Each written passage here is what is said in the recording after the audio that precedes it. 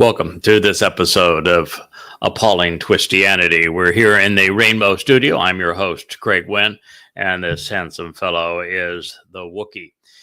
We were analyzing what Yahweh had to tell us about the way we should go about discerning whether or not someone who claims to speak for God is actually doing so. And God gave a number of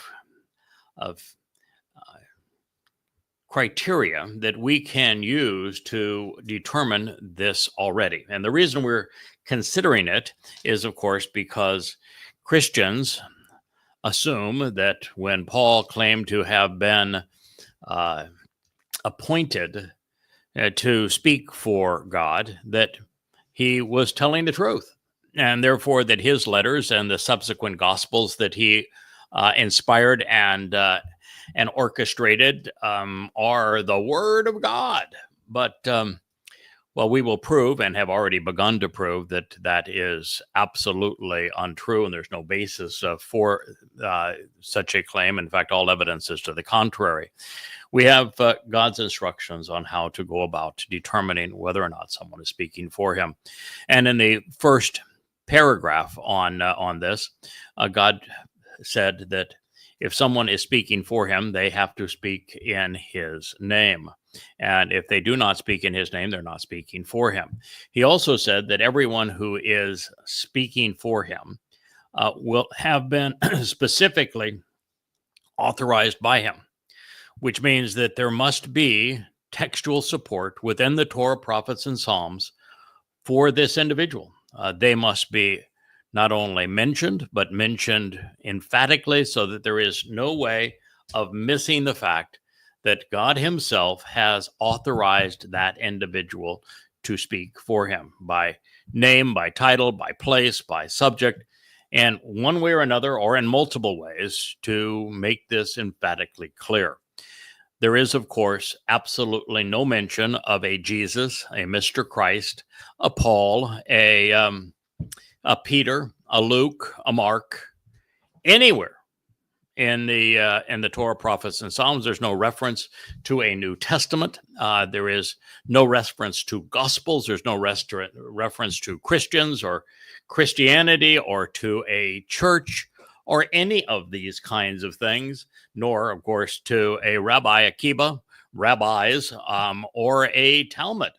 And therefore, you can be assured that there is no chance whatsoever that any of these texts or any of these individuals was authorized to speak for God, because he makes it abundantly clear who he has chosen and enabled to speak for him. But God goes even further in terms of delineating who speaks for him and who does not. And by the way, the one thing I should add, in that prior statement, God not only said that those who speak in his name and for him are known because he authorized them explicitly, telling us that they had his authority to do so. He said that anyone who speaks in the name of God, who has not been specifically appointed by God to do so, is deadly. Now, I will preface this by saying that even though I have told you that there is no edict for a Jesus, a Christ, a Peter, a Paul, a Luke, a Mark, a Matthew, a John, to speak for God, not an Akiba, not a Maimonides, not, of course, a Mohammed, that there isn't a single acknowledgement from God in the Torah and prophets that these people were authorized to speak for him, thereby nullifying what they have written about God, saying that it's actually deadly. There are upwards of 1,000 notifications from God that I have been chosen to do this, and I'm the first person so acknowledged in 2,500 years since the prophet Malachi, and that there are references to what we are doing together beginning in the Torah and continuing all the way through the last of the prophets. And that his references to our collaboration use terms like Nakri, my observant foreigner. They describe this as a bashar, as a herald for King Daud, as the choder, as the one who is a stem off the branch of the tree of knowledge, and who is a secondary branch off the tree of lives, which is Daud, as the Adama Parah, the bloody red man of the earth, who is productive, as the one who comes out of Eden to save many, as Yada, as the final Zeroah, as an Ida witness, even as my Daud, the one who comes from the sea, thus a Gentile, with life and cleansing, thus the Adama Parah, on behalf of King Daud. The references are prolific. All right, so this is what Yahweh revealed next. And this is a life and death matter. And so he wants his people to be absolutely certain who is speaking for him and who is speaking against him. And in this regard, I used what follows to prove that Ezekiel was a false prophet, that most of Daniel is not to be trusted, that the book of Jonah is false prophecy, the book of Esther, false prophecy, that it is untrue. Ecclesiastes, Job, all the book of Enoch. You can use this test to prove emphatically and undeniably what is not from God and what is from him. And I have done so for your benefit. And if you say, using your best judgment, ba lebaba ata, there are those who would prefer to say, and if you say in your heart. The problem with that is that if we use heart today, it suggests that we're speaking of emotions. But that is not the way Leb and Labab was referenced or used or acknowledged at the time that this was stated. The Leb, the heart, was the seat of judgment. It was the place where your motivations for doing whatever it was that you had perceived as appropriate would be influenced. It was the kidneys that were the seat of emotion back in the day. And matter of fact, we have now even learned that the kidneys play a significant role in our emotional responses. So that turned out to be more medically correct than we had anticipated. But nonetheless, you need to recognize that I've rendered this using your best judgment as opposed to in your heart, because I acknowledge the Hebrew basis for Leb, heart, being the seat of judgment, and inclinations were the kidneys were the seat of emotions. So if you say using your best judgment, how can we actually and consistently know? How are we able to recognize Yada? How are we to be aware and understand, be familiar with Yada, and acknowledge the statements which, this is Ha, Dabar, Asher, the message and words that Yahweh,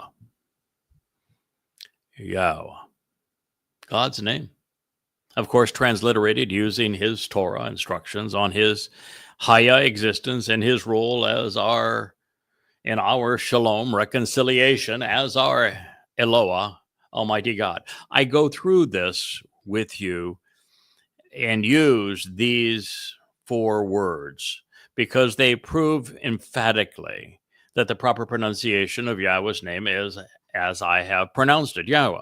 And we know that because his name is provided to us in a book called the Torah. And in the Torah, we have the proper pronunciation of the Wa and the He. two of the four letters in Yahweh's name.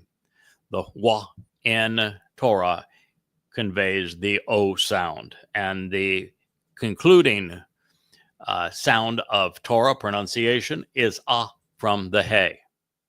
So it tells us how to pronounce every letter in Yahweh's name except the Yod. But the Yod is explained in Haya. When Yahweh introduced his name to Moshe, he explained that the basis of his name was the Hebrew verb Haya, which means to exist. And Haya is written Hey, Yod, Hey. And therefore it tells us how to pronounce the first and last syllable of Yahweh.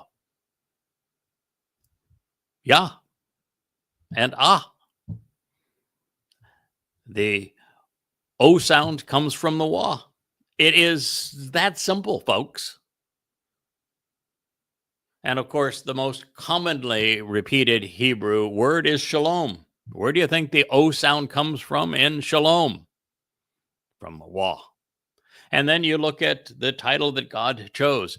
El and Elohim are derivatives of the original full word for God, Almighty God, which is Eloah. And the O sound is derived from the Hebrew Wah, the ending sound Ah. This is not complicated. Even in Yisrael, you have the Y sound, the Yod. So let me go back to the beginning now that we have taken the time to explain Yahweh's name, because it's essential. If you don't find Yahweh's name being used prolifically by the person who claims that they're speaking for God, then you can be assured they're not speaking for God. That would eliminate Jesus, that would eliminate Peter, that would eliminate Paul, that would eliminate Luke and Mark and Matthew and John, that would eliminate Muhammad, it would eliminate Akiba, Mohammedis, Yokai, all of them. Sayonara, goodbye, adios, it's over, because they don't write in Yahweh's name. And obviously they don't know Yada either. And if you say, using your best judgment, how can we actually and consistently know Yada? Will we be able to recognize Yada and be aware, understand, appreciate, and become familiar with and acknowledge the statements which Yahweh himself has not spoken? So this is to recognize what God has not said, as opposed to recognizing what God has said. And that's important. If you don't recognize what God has not said, then what Yahweh has said is of very little value to you. And the reason that you have to start with what Yahweh has not said as opposed to what Yahweh has said is the same reason we find Yahweh reaching out to Abraham and Sarah on their way out of Babylon. They had to leave Babylon before God would even begin a discussion with him. They had to know what was not God. They had to reject it. They had to walk away from religion and politics before God would speak to them. What is the case with Moshe, the man who spoke these words, who wrote these words on behalf of Yahweh? Had he not left Mitzrayim? Had he not been right in the midst of their military, of their economics, their caste economic system, of their religious passion of turning men into gods, and of their politics? And that had he not walked away from this and disassociated from it all before Yahweh introduced himself to him? So you must, as the covenant decrees, disassociate from the things that God did not say before you can embrace the things he did say. What is the first condition of the covenant? To walk away from and disassociate yourself from Babel, the confusing intermixing of truth and lies, which is how Hasatan convinces people to worship him as if he were a god, and therefore away from Christianity, Islam, Judaism, and the like. When a prophet speaks in the reputation and designation, Hashem, using the notoriety, status, and name of Yahweh, and the matter discussed has not occurred, did not happen. The matter discussed has not occurred, did not happen. Lohaya has not happened. Call imperfect. Does not happen going forward. By call imperfect, it's ongoing. Now, this is interesting in the imperfect, and I want you to accept why it is so important that it was written in the imperfect. Why?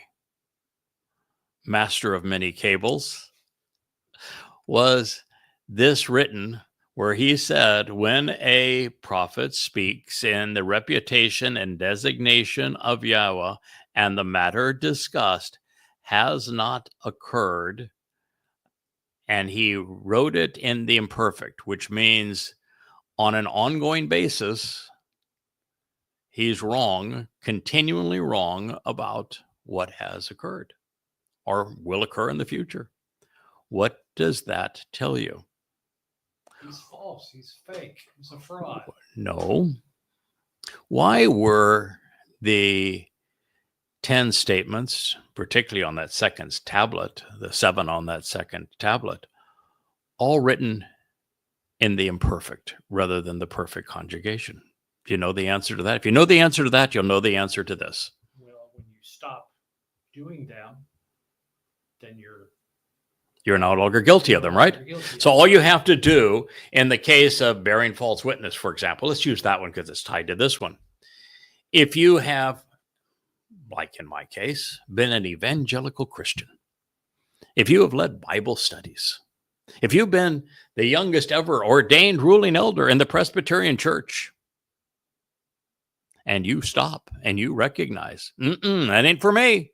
If you've been like Moshe, and you were embroiled in the midst of the religion and the politics and the caste economic system of Egypt, and you walked away from it, then if it's written in the imperfect, the moment you separate for yourself from it, anything that happened in the past, you are no longer burdened by. So in the case of bearing false witness, nobody is perfect. We all have said things and done things we wish we hadn't said and done. But the moment we stop bearing false witness, we are no longer guilty of having done so. That's the reason it was written in the imperfect. The reason this was written in the imperfect, it doesn't say you can never be wrong about anything you ever say about God or anything that's happened in the past or happens in the future. You can never be. No, it just says that you can't continue to be wrong. Which means if you know you're wrong and you correct what was wrong, you are no longer guilty of that particular statement. But if you dig in, if you say that the Torah was nailed to the cross, that the Torah is a curse that condemns, if you say that no one can be saved by the Torah, if you say that if you're circumcised, there is no way for you to benefit from what God has done. If you say there is a God-man named Jesus Christ and you never walk away from that, you go to your grave and that is your deal, then you are guilty of this, aren't you? Just like your friend Jerry. Yeah, my friend Jarrett, my Jerry Falwell. Going to come in. Yeah. They're not going to attend my church. Yeah. I know what I've said is wrong, but I'm not going to change it. So what you have here is when Paul said that the covenant of Mount Choreb, he used the term Sinai, was with Hagar, and therefore it enslaves. When Yahweh said just the opposite, that it was with Sarah and Abraham through Yishak and that it liberates. And that was in his first letter. And by the time he wrote his letter to the Romans, he doubled down on it. And he never corrected it. Then he's guilty of this. It is important. God does not expect that even those who are the most devoted to him will be right all of the time about everything.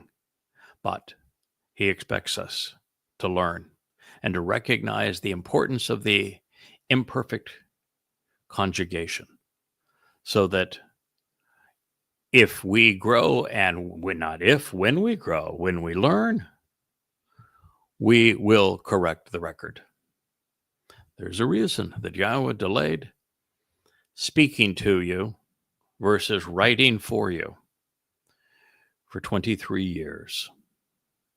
That is, there's a lot to learn. There's a lot of pieces of this puzzle to put together before you're in a position to speak with confidence about what God has revealed to us.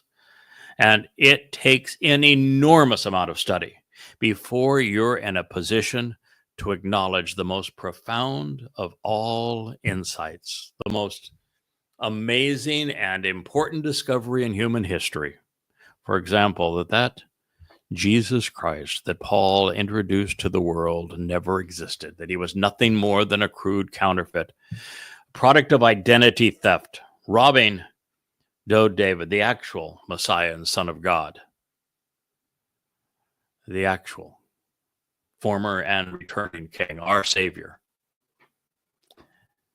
and that it was Dode who did all of these things, and that the myth of Christianity is nothing but thievery, hiding that truth.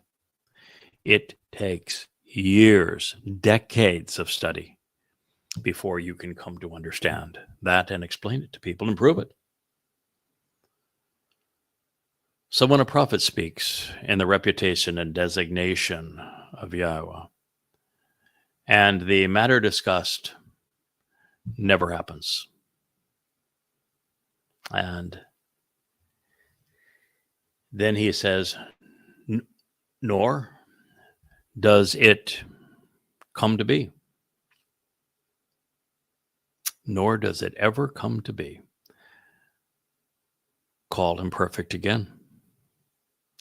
This is a message that Yahweh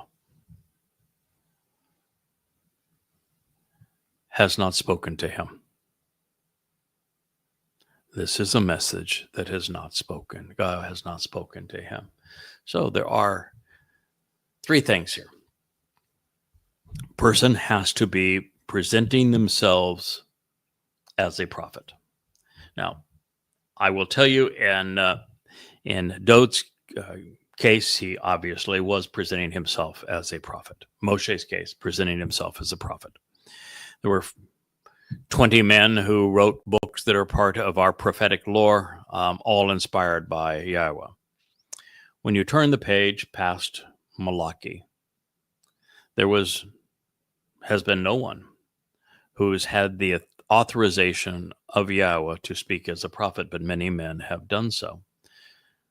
Paul, who wrote the first 14 books of the Christian New Testament and is responsible for the Gospel of Paul as recorded in Mark and the Gospel of Paul as recorded in Luke, who were not eyewitnesses. They were disciples of Paul. And of course, the book of Acts. And Matthew is regurgitated Mark and Luke. This is all Pauline. And Paul claimed to be a prophet. That means he's guilty as hell of this, and he never recanted any of the devastating things, invalid things that he has said about God. Same thing is true with Akiba. Same thing is true with Maimonides. Same thing is true with Muhammad. Heretofore, and it's important because until a few weeks ago, I never used the term Nabi in association with the mission Yahweh had ascribed to me. And I still have not called myself a Nabi, even though that term is used of my Dode, who is the one who is assisting Dode as presented in Numbers 11. And to accommodate this expansion of the role that Yahweh has asked me to play and not run away from the term when it's used so explicitly in this case, I have done my best to try to ascertain how it could be possible that God would have ascribed this designation to his choder, and yet not have his choder recognize that he had done so until they had been together for some 24 years. And this is the passage that haunted me the most, because I had interpreted this differently than what it actually says.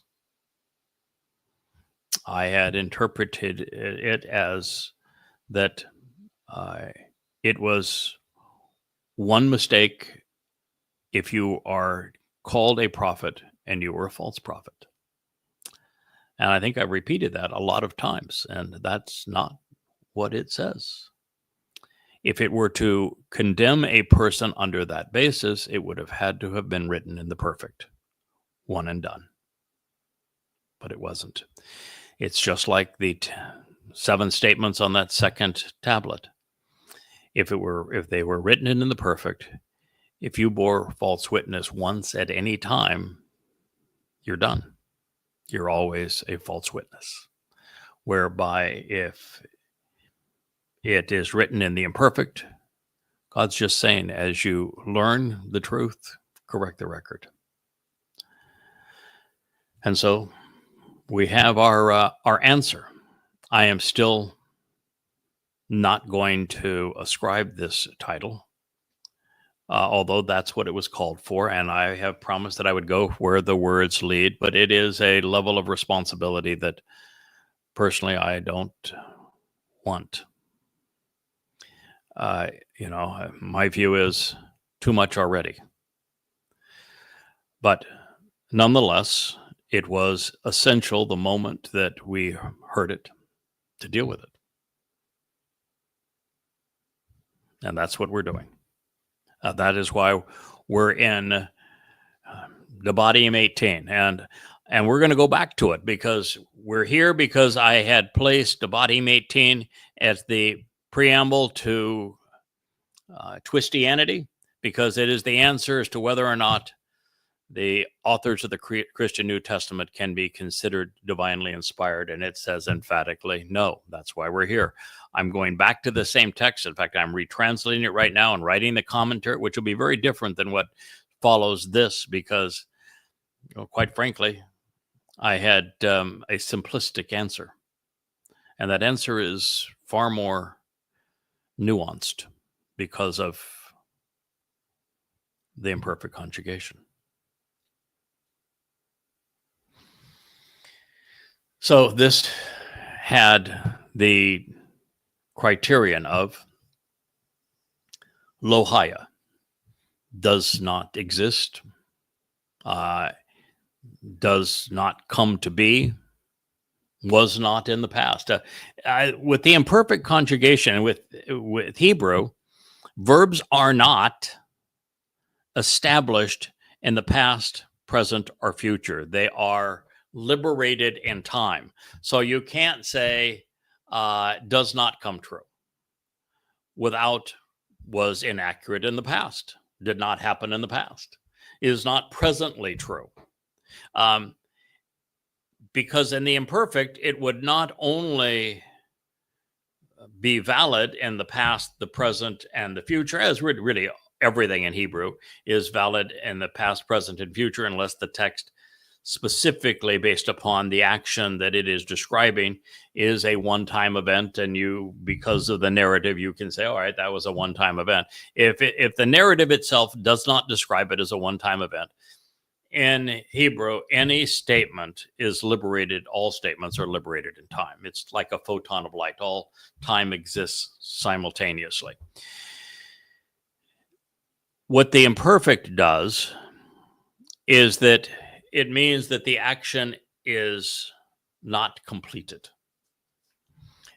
Where the perfect is a completed action at a period of time. It could be completed in the past, in the present, or could be a time-limited act in the future. But with the imperfect, it speaks of that which is ongoing and continual, habitual. So this is that this person, when making a declarative statement, never gets it right, as opposed to might have had it wrong, might have had it right. But if it is learned that what this person said was not wholly accurate by mistake, then that person with the imperfect has the opportunity to make the correction, just as I did when I was an evangelical Christian and realized that's a really bad idea. And now I look back on it and say, had I not been an evangelical Christian, had I not been an ordained ruling elder, had I not been a Bible study leader, then I would not have been in a position to be able to write this book, Twistianity. Just as had Moshe not spent time in Pharaoh's household, he would not know why it was so important for God to be opposed to religion and politics. And so a person's background, even when the things that they have previously been involved with or accepted as true, proved to be wrong, those things can actually have a huge advantage for that person going forward if they take the time to learn the truth and correct the record. The imperfect is all about the process. But Haya means did not exist that way, does not exist this way, will not exist. And then the second verb is bo. It speaks of going and coming. It speaks of arriving and leaving. It is the word that's actually used of the man from Edom. It is ze, the one, man. It's masculine, so it's ze, this one, men from, and it's coming from, and so it's bo men, Edom. It means so to come and go, arrive, depart.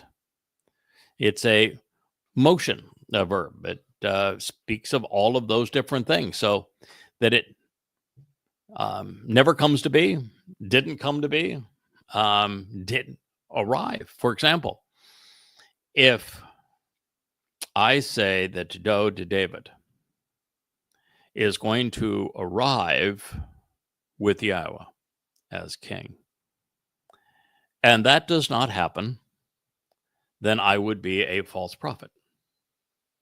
And if I come to this conclusion and I never depart from that conclusion, and I'm wrong about that conclusion, well, then I would be a false prophet. But I'm not much concerned about that, since Yahweh said in the 89th Mizmor that Dode is coming back with him as brilliant as the sun and his presence. And so, I'm pretty sound ground. If Yahweh's right, I'm right. If Yahweh's wrong, I'm wrong. If Yahweh's wrong, we're all wrong. So, pretty much that's the way it works. Then that is a message that Yahweh has not spoken to him. Now, even that is an interesting statement that is exonerating in the many, many attempts we have made up to this point. And, here we are, we're talking about appalling Twistianity. And for these last 3 or 4 programs, I'm really speaking to the covenant family, because we're talking about what Yahweh revealed in Devarim, as opposed to going on and mocking what Paul wrote in Galatians. But we'll get back to Paul. But this is Yahweh's message to us. So I'm going to speak as I am right now to the covenant family.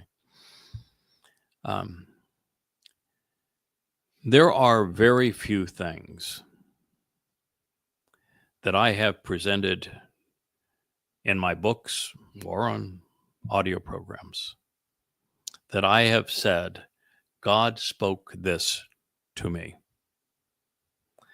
And of all the things that I have acknowledged that God spoke this to me, they have absolutely no bearing of any kind on past events or future events. They do not apply to anyone other than me. I said that Yahweh met with me and he made this request of me, beginning that I would excoriate Islam, and that we had a discussion about the negotiation that we engaged in. I'm not much of a negotiation, really, but I thought it was pretty clever on my part. Maybe not so clever, but funny anyway on my part, that I would say, all right, I want these 3 things. And he said, yeah, reach in your pocket. And there was the answer. I said, sure. Now what? Does that change anything that was revealed in terms of the evidence in Tiwataris, Prophet of Doom, or now Goddamn Religion? Is there any part of my expose on using the Quran and the Hadith to expose and condemn Muhammad, Allah, and the first Muslims that is based either true or false based upon that conversation? Answer, of course, is no. Is there anything that I say about Yahweh as it was revealed through his Torah and prophets as to what he did, what he said, what his intent was, what he would achieve through it, how this would all play out over time, and who the characters are that are going to be in this story? Is there any part of it that is based upon that conversation? No. Not even a tidbit. And I've had a few more along the way, like when I asked about Asher when she was a puppy, and whether or not puppy dogs got to participate in, and specifically in Teruah is what I asked about. And God says, so where do you think you're going? It's, as I look back on it, it's hilarious because, well, we've learned not from that, because I had no idea what he was really talking about there, other than now we read Yeshaya 17 and it's obvious, no, I'm not going anywhere. I am the sacrifice. I'm the guy in that red chariot. But it's not based upon what God said to me. It's what God said through his prophets. Entirely. I watched the results of Alaska flood of 10/7, and I had this sinking feeling that, well, the only answer for Israel is Prophet of Doom. It explains who those monsters really are and why they're doing what they're doing. And I knew it was the one book that I had not made any corrections through. I had not updated in the 23 years. And I figured, well, it's going to be God's decision as to whether or not I can avoid this. And I pled, I don't want to go back into hell. I'm having a great time now working on Coming Home 3. This is great stuff. Let's finish Coming Home 3. We don't want to have to go back there, do we? And I've taken care of you. Now you take care of my people. Does that statement pay any bearing whatsoever into the now 5 volumes of evidence that have been marshaled against Allah and Muhammad, and anywhere among the 4,250 pages of evidence of goddamn religion? Nope. When we had the mutiny that cost three important people, or at least I had deemed them so, and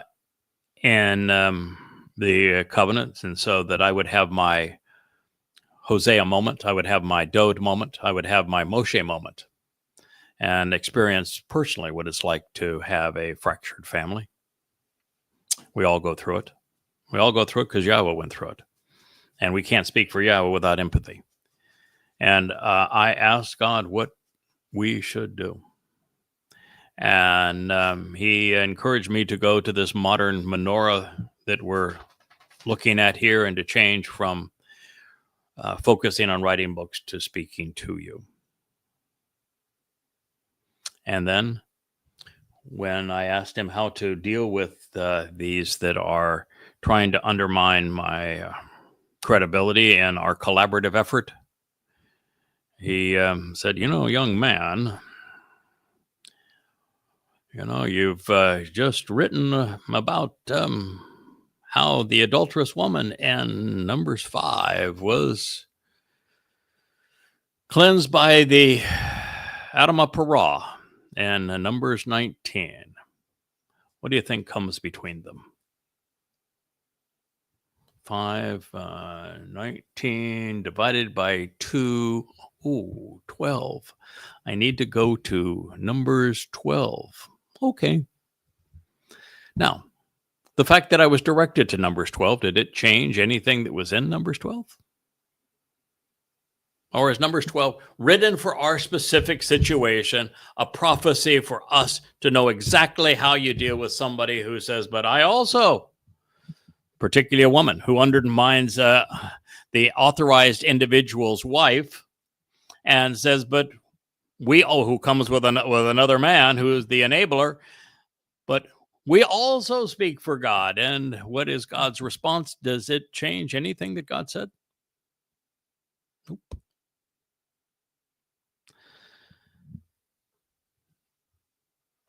I have only shared one prophetic insight. It wasn't audible, that actually has colored my presentation of the future with you. And that is that when Yahweh's prophets revealed that I am the Adamah Parah of Numbers 19 to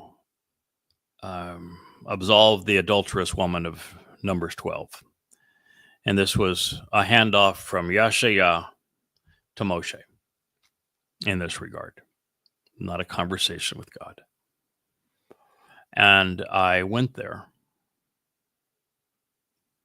Then,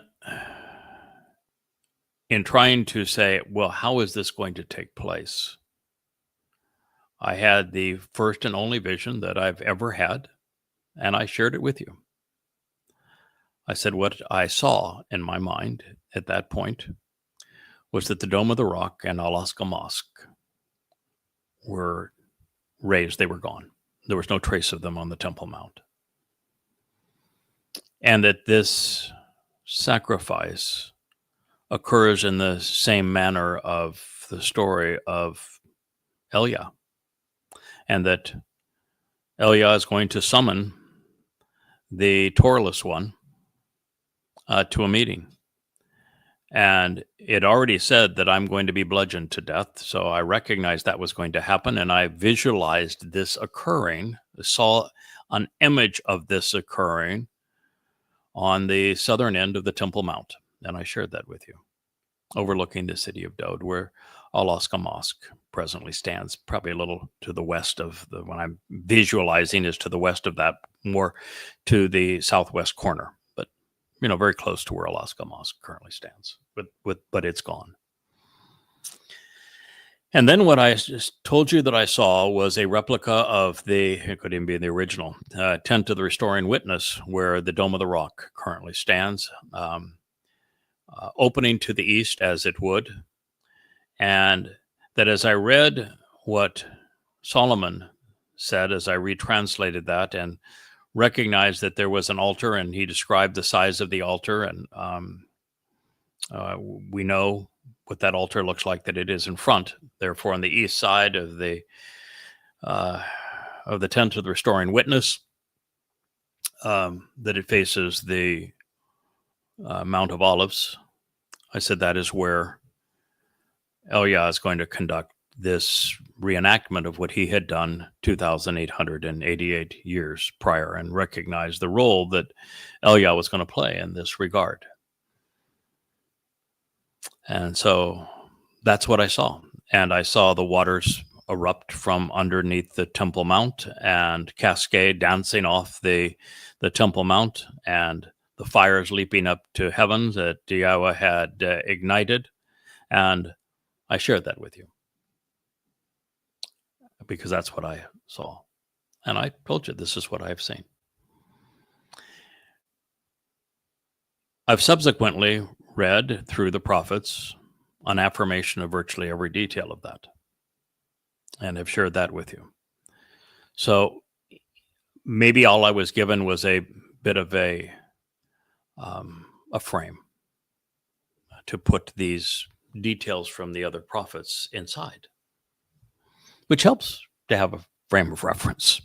It also helps when you're told that, oh, by the way, Satan's going to beat the living crap out of you, that you have some sense of how that's going to happen, because that's a big ask on Yahweh's part. Maybe he thought, you deserve this one. It's only right that you know. But we found confirmation for these things in the other prophets. And there isn't a single bit of that, of the visual that God gave me, that shapes any important aspect of the prophecies that I have shared with you as to when they will be fulfilled, by whom, why. Any aspect of it. So there is no place ever where I have revealed something, true or false, that Yahweh has spoken to me. Not once. That pertains to any prophetic declaration. Our modus operandi would be very much the same as it was for Dode. There wasn't a data dump. Had to figure it out along the way. He did it by studying the Torah. Same thing with me. We've come to learn, we grow on this basis. But this is very clear. It says that, first of all, that this which is going to come into fruition, was going to arrive. And, the arrivals that I speak of, past and future, are the fulfillment of the Moed Mikre, and when those things have occurred, why, where, by whom, the reason and intent for them. And it doesn't even say that, for example, on a Shabuah harvest and a Teruah harvest, I've explained to you what the Shabuah and Teruah harvest represent based upon what the prophets have revealed about them. And while I have designated the most logical, calculated dates for them, and the calculations are very complicated, it takes an enormous amount of study to discern these dates, that if I happen to be wrong about 22 May of 2026, or of 23 and 24 September of 2033, still doesn't put me in violation of this. It doesn't say that if you are wrong on any date, that you're wrong, as in you're a false prophet, because it's ongoing. These will be fulfilled. I am giving you my 24 years of study and relentless pursuit of the truth and systematic analysis, this God-given intelligence and ability to make the connections, to understand, to deduce the most logical conclusions regarding the dates. And I've shared this with you. I'm convinced that they are as accurate as is possible for anyone to deduce from the evidence that we are given. But the way this is written, I wouldn't be in violation of this edict, because my emphasis on is this will happen. This is why it will happen. This is where it will happen. These are who the players are that will be part of this happening. And all of that is true. All right. So that's quite an interesting study. Now, I'm going to be very clear here. I have gone into this study with you, departing from the context of Appalling Twistianity, because we got to something that is fundamentally important for us to know as the covenant family working together to convey truth to Israel, that we ought always be open to learning. We must always be open to validation and verification, and that we must always focus on what God has revealed so as to glean every possible nuance that we can. And when God is so emphatic in saying, if I'm going to speak through someone, I'm going to let you know I'm speaking through him. And there are upwards of 1,000 confirmations that we are collaborating at this time, and many more when you consider the importance of the discoveries that we have made, and the fact that if we did not make them and did not succeed in convincing a quality group of people to capitalize upon them, the earth would be destroyed. That's how serious this is. That there is no question we're in the right place doing the right thing for the right reasons at the right time. But we can always refine the nuances of what we learn. And it is important to recognize that I'm speaking these words now to the ears of those who have studied along with me over the years, who have a depth of understanding, and not somebody who is looking for, I want the 1, 2, 3, give me the cliff notes. What are the things I have to acknowledge? I don't want any ifs or ands or buts. Just dumb it down for me and spoon feed me what I need to do so that I'm on the right side of this divide. That's not who this is for. This is for the thoughtful individual who realizes that every step of the way, for 24 years now, I have done everything I can do to avoid being dogmatic. And that I have said we are in the process of learning. And as we learn, we're going to share. And we're going to go where the words lead. And if we learn something new and it causes something that we've said in the past to be modified somewhat, we're going to make that modification. Even if we were right about 99% of the things that we have been the first to see in thousands of years, we're going to make the changes so that everything is as accurate as we can make it. Compliance with the imperfect conjugation here. But you need to know that the responsibility that is borne by someone that God says, that's my guy, I'm working through him, this is what's at stake, is enormous. And it's very important that I am as transparent with you as I can possibly be. And that's why we're having this discussion. This goes on to say, a prophet, a person who speaks for God or claims to do so, has stated it arrogantly, presumptively, independently, and of his own accord.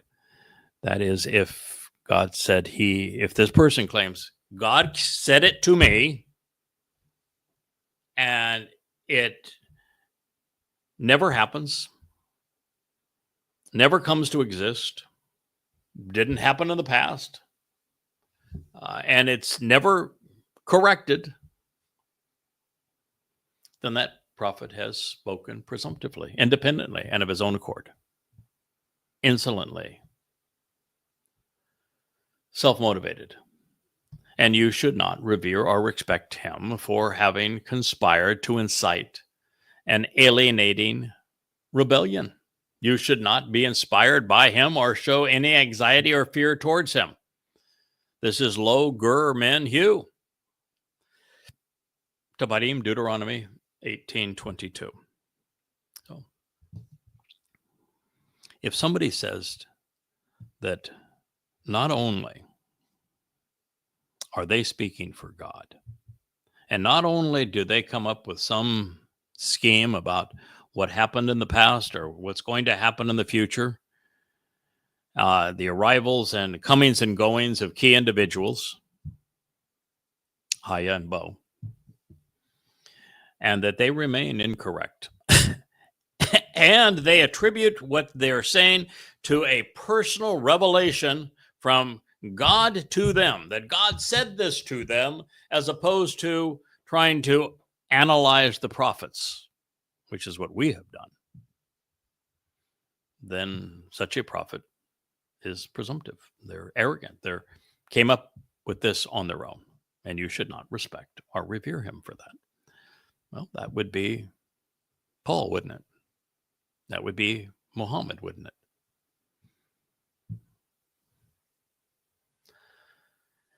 And they are rebellious against God.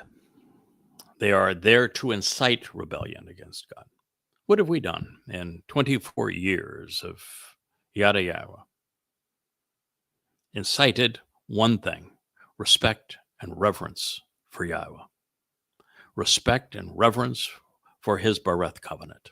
Respect and reverence for his Torah teaching. Respect and reverence for his beloved Son, our Messiah and King, Daud. Everything that we have done for 24 years has been directed at respect and reverence for the things of Yahweh. We're the opposite of what this says.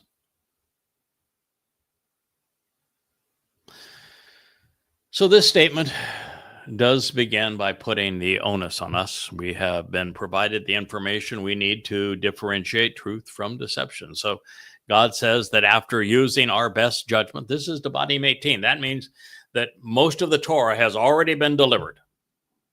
You got the information you need to find out if this person is saying, boy, those Moed Mikre that God spoke of in not only in Shemoth Exodus, but also in Kara Leviticus, they're meaningless. They don't pertain to us anymore. There's no reason we should even think about Passover or matzah. What in the hell is matzah anyway? Or Bakurim, what a strange word. Or, well, let's just change Shabua to Pentecost and we'll ascribe it to the birth of our church. If somebody's doing that, oh, they're in serious trouble. And if you believe them, you're in serious trouble. But if you are someone who says, God shared these because they're important, God wants you to know how important Pesach, Matzah, Bakurim, and Shabua are, Teruah, Kippurim, and Sukkah, and why he delineated this path to him, then that's a story that is reinforcing what God says as opposed to rebelling against it. So he's given us everything we need to determine whether or not that person spoke for him or against him. So God says we can use our best judgment. We must be aware, and then we can apply this as the litmus test.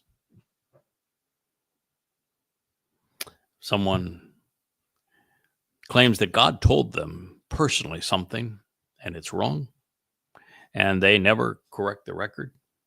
And it is based on something that would have an effect on the salvation of a soul. They're deadly.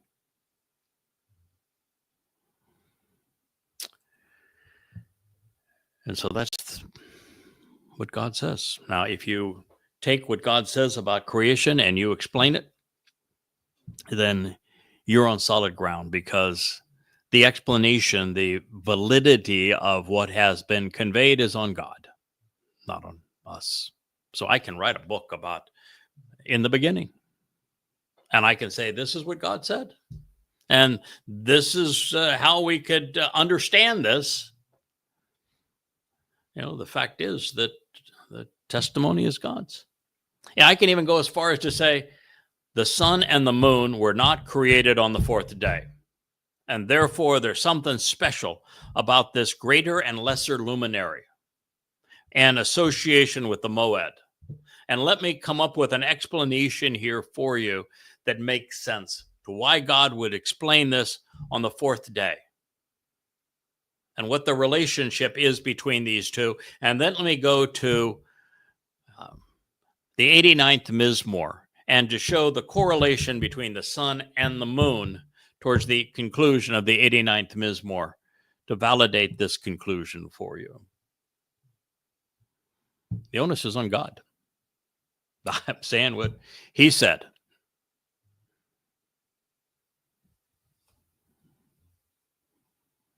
When I revealed to you that Dode volunteered to serve as the Passover lamb and to fulfill Pesach, Matzah, and Bakodim, I'm revealing to you what Dode said throughout his Mizmor. Onus is on Dode. And since Yahweh chose him and anointed him with his spirit, that's where the onus falls as well.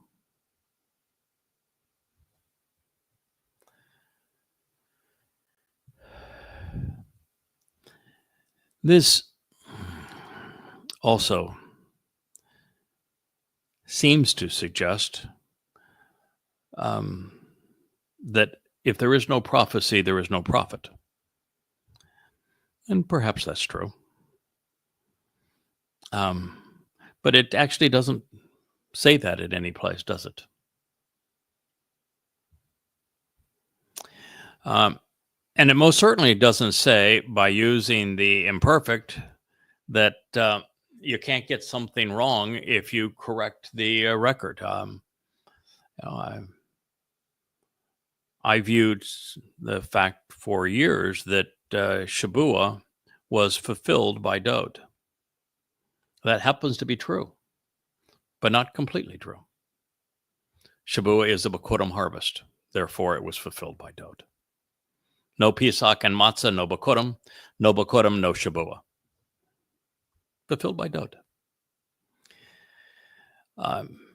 It was the last remnant, I think, of the mythos of the Christian New Testament.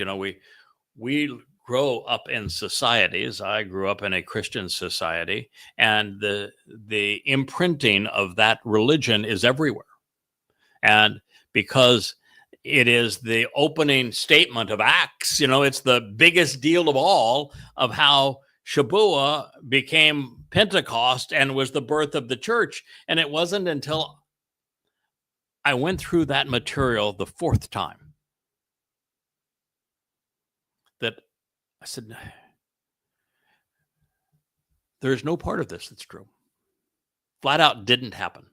Nothing of this happened. It's all being projected back in time by words being ascribed to a person who didn't even bear that name at the time, and is likely a fictitious figure by Luke, who was Paul's pal, to create an entirely false impression in the manner of Paul, which is to grossly misapply and misquote a prophecy.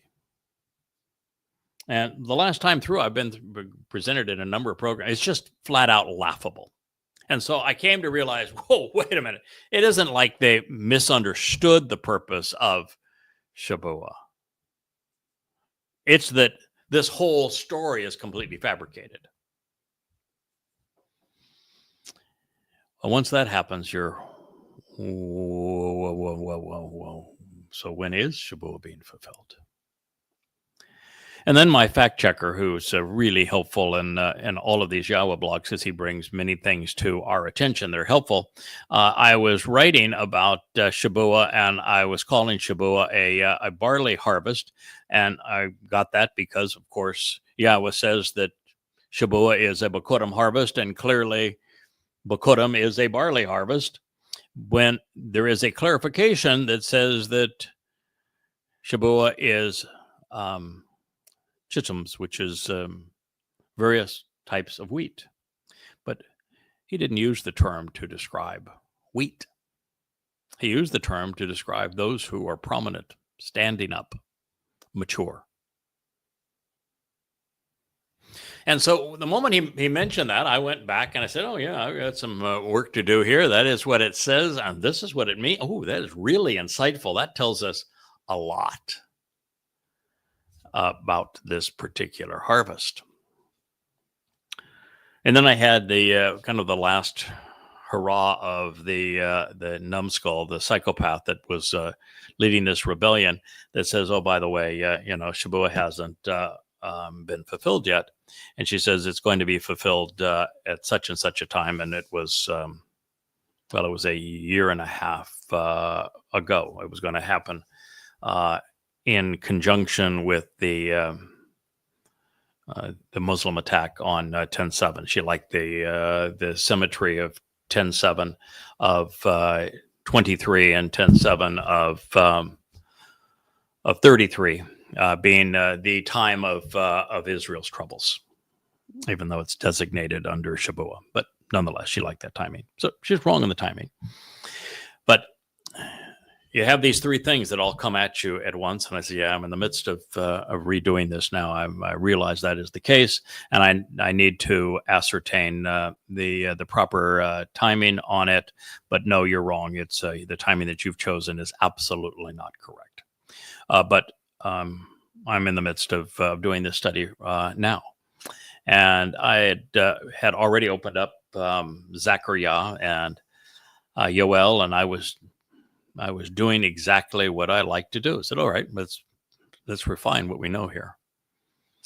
And it became immediately obvious that Shabuah was called Shabuah because it's sevens, and therefore it's going to be 7 years of the time of Jacob's troubles, and therefore it's the Shabuah right before, that would be 7 years before Dode returns.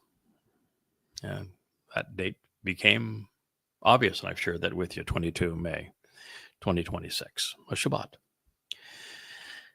And that's how we came to that correction. It wasn't something that was wrong, but it wasn't completely right. And so that is the whole process that we go through here, is to constantly refine what we have come to learn. I had written, for example, about the red heifer, because it's the ultimate conundrum now in eschatology, is to explain the nature of the red heifer. And well, the most recent time through, pretty damn obvious, because Yashaya led us to us, and he is the man who wrote the textbook on how to be a choder. So became obvious. And then you study what Elia did, and you realize, wow, we have the standard Yahweh operating plan, which is, I'm going to give you a dress rehearsal, then we're going to have the main event, and the dress rehearsal is going to tell you all about the main event. And oh, by the way, just in case you missed it, the reason I took Elia after this one event of exposing and condemning the religions of Israel. And this over the sacrifice of a bull, where eyes lit the flames and there was copious amounts of water, it's a harbinger of what is going to occur with the sacrifice of the red heifer as it's presented in Numbers 19 for the benefit of curing the adulterous woman of Numbers 5. All laid out there for you, big boy. You go figure it out. Or as God likes to say, young man. That's what we do. That's the joy of it. You get to figure it out. It's not like God said, okay, here's a billion-piece, trillion-piece jigsaw puzzle. And I know all the pieces kind of look the same. But here's a jillion-piece jigsaw puzzle. Have a good time. No, you got to have a frame. You got to have some point of reference. You've got to occasionally, get a glimpse of what the big picture is so that you know how all the pieces fit together. And this is how we do it. And wouldn't it have been just so demeaning of us if God said, oh, yeah, it's a jigsaw puzzle, but I already put it together for you. Here it is. It's like you're too stupid to ever figure it out. So I just did it for you. Why bother to live? Why bother to learn? Why bother to read? Because there's always a logical conclusion, and you connect the dots better than anybody. And always a lesson. There's always a lesson, but there's always makes sense. There's a logical lesson to be learned. Every time. Every time. Yes. There's always a reasonable, rational, logical deduction that can be made from every nuance that Yahweh shares. Always. And sometimes you find it in the conjugations. Why is it that we're the only attempt at translation ever to emphasize and to share the concept of Hebrew stems, moods, and conjugations? Or to explain that Hebrew is infinite in time, and you have unfolding events that are continual and habitual, and you have things that are once and done. And why that matters in circumstances like this, or in the statements that were written in stone. That is the reason for Chakma, my friends. That is why Chakma was the first thing that Doe described to the Choter. It is why the second spirit ascribed to the Choter by Yashaya was Chakma. It had been the first, but you know why it couldn't be the first? What is the first spirit that is ascribed to the Choter? Yahweh's spirit. Yeah, the spirit of Yahweh. So the spirit of Yahweh does take precedence over Chakma. And the second happens to be my favorite of all Hebrew words, bien, which means this person has been given the spirit of Yahweh for the ability to make the logical, rational, reasonable connections between things so that we can understand.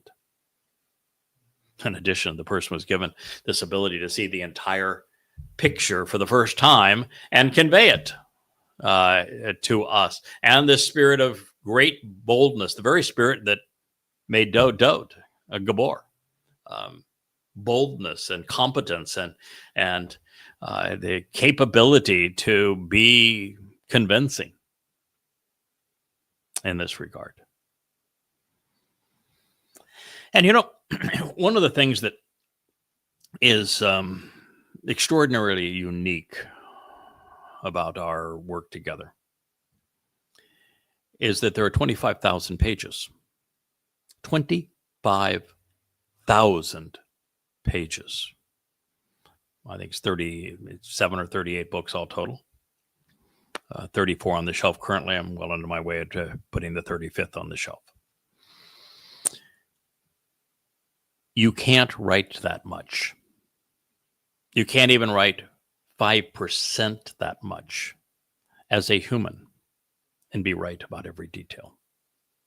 The more you write, the more you subject yourself to nuances that could be said better.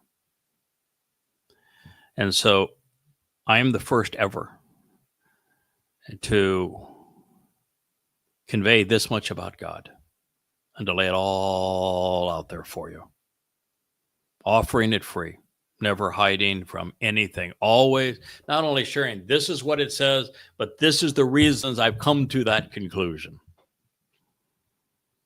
No one's ever done that before. And with that much material, in fact, that's I think one of the reasons God said, I want you to start talking to people, because in the moment when you have come to learn all of this, I can share things with you that, for example, on this, in Twistianity, I would do a much better job writing this now than what's presently in Twistianity. But if I go back and I correct this and update Twistianity another time, and then every other book, for everything that we have come to appreciate in this last 6 months, then what I'm doing is rewriting all the books again. And we have 11 months left. It would take 11 months to get that done.